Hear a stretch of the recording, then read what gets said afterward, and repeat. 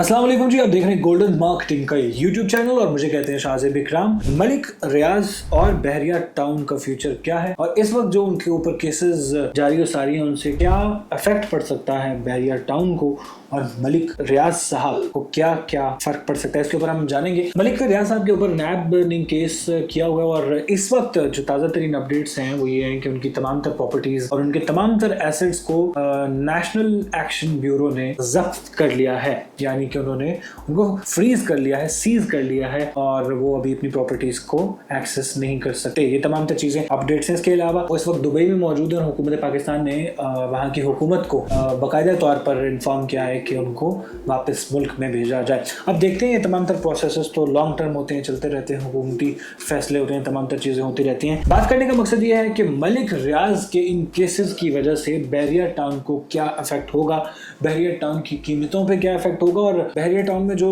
लोग रिहाइश पजीर है क्या उनको भी इससे कोई फ़र्क पड़ेगा, उनके ऊपर भी कोई हुकूमत सीज इस तरह की कोई हिकमत अमली लगा सकती है या कर सकती है, इसके ऊपर हम बात करेंगे। तो मलिक रियाज साहब जो डायरेक्ट केस है वो मलिक रियाज साहब के ऊपर है और मलिक रियाज साहब के जो बेटे हैं अली रियाज हसन, उनके ऊपर केस है हुकूमत पाकिस्तान की जानिब से कि उन्होंने प्रॉपर्टी के हवाले से काफ़ी ज़्यादा खुद बुर्द किया है और मनी लॉन्ड्रिंग की है। ये तमाम तर केसेस हैं। डायरेक्ट केस बहरिया टाउन पे नहीं है, बहरिया टाउन एक अलग आइडेंटिटी है और जो मलिक रियाज हैं वो अलग आइडेंटिटी है। ये तमाम तर चीज़ें अलग अलग हैं। तो जो भी हुकूमत करेगी या जो भी हिकमत अमली हुकूमत की है, जो भी फैसले हैं, जो भी एसेट्स सीज हुए हैं, वो सिर्फ मलिक रियाज साहब की जो पर्सनल ज़ाती एसेट्स हैं उनके ऊपर तमाम तर चीज़ें नाफिज होंगी, ना कि बहरिया टाउन के ऊपर। क्योंकि बहरिया टाउन के जो ऑनर है या CEO है या जो हेड है या जो चेयरमैन है, आप ये तो कह सकते हैं कि मलिक रियाज है, लेकिन मलिक रियाज साहब ऑनर नहीं है। ऑनर जो जगह का है वो आम आवाम है जिन्होंने पैसे देकर, रकम देकर जगह अपने नाम की है। मैं हूँ, आप हैं, हम सब हैं। तो हम सब को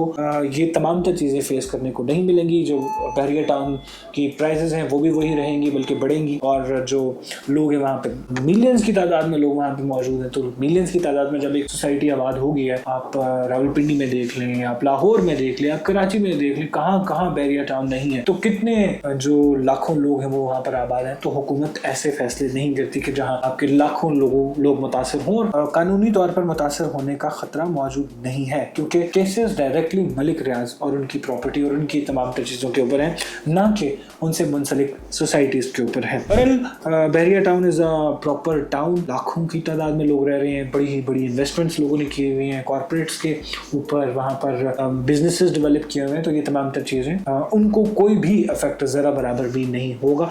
बाकी जो जब हुकूमतें बदलती हैं, कभी पॉजिटिव साइड होती है, कभी नेगेटिव साइड होती है, कभी आपके अंडर द टेबल बहुत सारे प्रोसेसेस जारी और सारी होते हैं, तो ये तमाम तर चीज़ें होती रहती हैं। तो ये पहले भी हम देखने में आया है कि मलिक रियाज साहब के ऊपर बहुत सारे पहले भी केसेस हुए, फिर बाद में वो केसेस ख़त्म हो गए। तो होपफुली इन केसेस के मुतालिक भी कुछ जो फैसला होगा वो अभी हमारे सामने आएगा तो हमें मालूम होगा कि क्या फैसला होने वाला है। बाकी रियल एस्टेट के मुतालिक किसी किस्म की भी इंफॉर्मेशन हासिल करने के लिए हमारे YouTube चैनल को सब्सक्राइब कीजिएगा। अपने मेज़बान को दीजिएगा इजाज़त। अल्लाह ने के बाद पाकिस्तान जिंदाबाद।